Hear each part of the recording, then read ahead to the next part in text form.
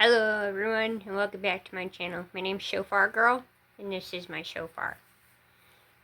I'm going to go on about the title of the video is Are you mindfully aware or blindfoldedly doing?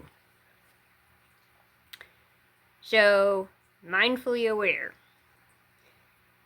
Doing something with full intentional awareness of the present moment, your thoughts, feelings, body, and surrounding without judgment, often to foster calm, focus, and deeper experience.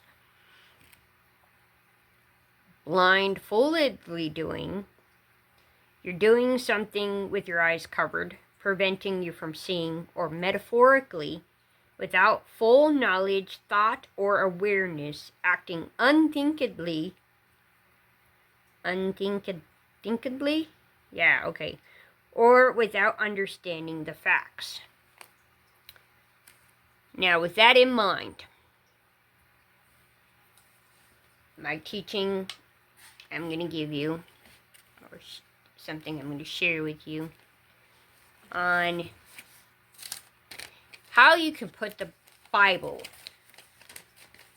to use in your own personal experience, your own personal life, because everything's in the Bible. And what I'm going to go on about is how to rewire your brain to not use bad words, not to think naughty thoughts, or to speak negatively, or like gossip, or use it whatever works for you on it. Now, I'm going to go to Matthew 5:39. But I say to you, do not resist the evil man who injures you. But if anyone strikes you on the right jaw or cheek, turn to him the other one too. Another one is in Luke. Luke 6:29. To the one who strikes you on the jaw or cheek, offer the other jaw or cheek also. Okay? And the reason why I'm giving you this one is because this is how I trained my brain not to speak bad words. Now, when I say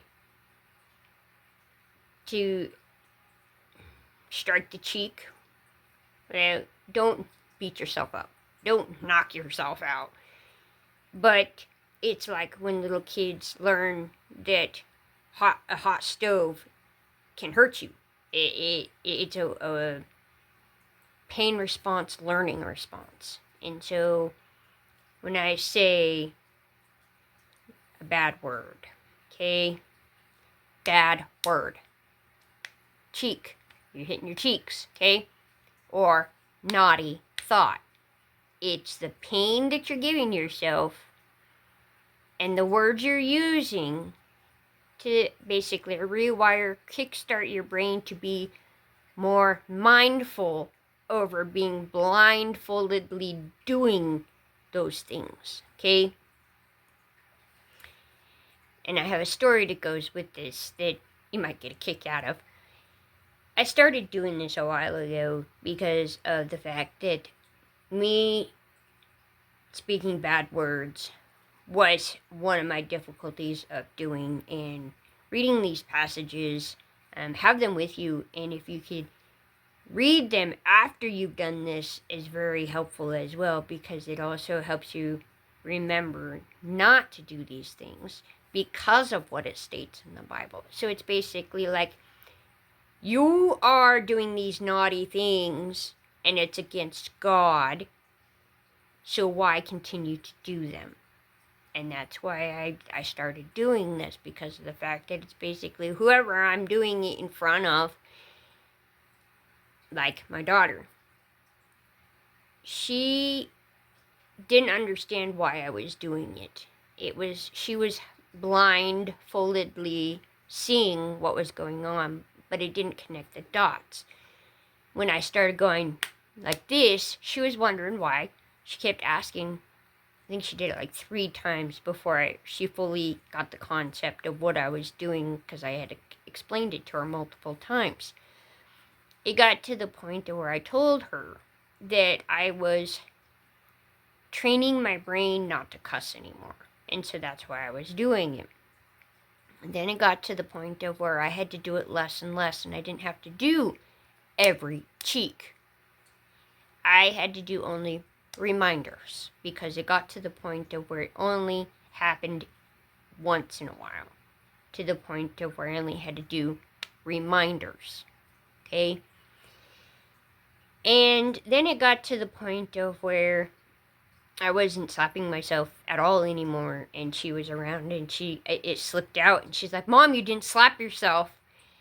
And I'm like, "You're right, I didn't." So I double slapped myself because of the fact that I didn't catch it, fully catch it, because of the fact that it's going to happen, okay? Until you can get to being more mindfully aware of what you're doing, what you're saying, and what you're thinking, okay? To the point of where eventually you won't have to slap yourself at all anymore. But also be aware that if you do this out in public, you're going to get looked at really weird. You're going to be looked at like you're crazy. And I'm used to that, so it didn't bother me any. I just kept doing it anyway.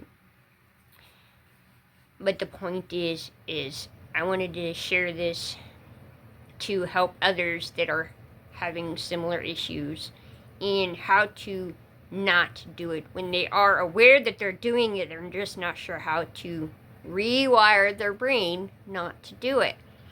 And so consider the pain response you give yourself as like if you were a child needing an understanding that it's not right, that you shouldn't do it. Because of the fact, like kids, they definitely learn by pain. It's not always a good thing, but in a way, it can be a teacher. And that's why I share this, because I think it could be a good, helpful thing. Because if it helped me, I don't see why it couldn't help you as well. Now, you can adapt it to what works for you, as in what you're specifically dealing with.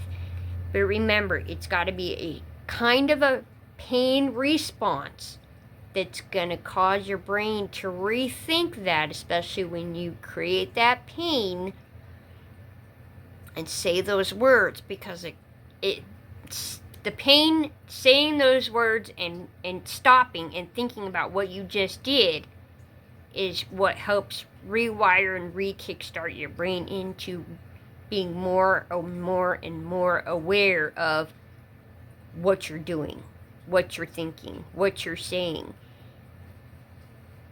So, I hope I built a bridged the gap, whatever you want to call it.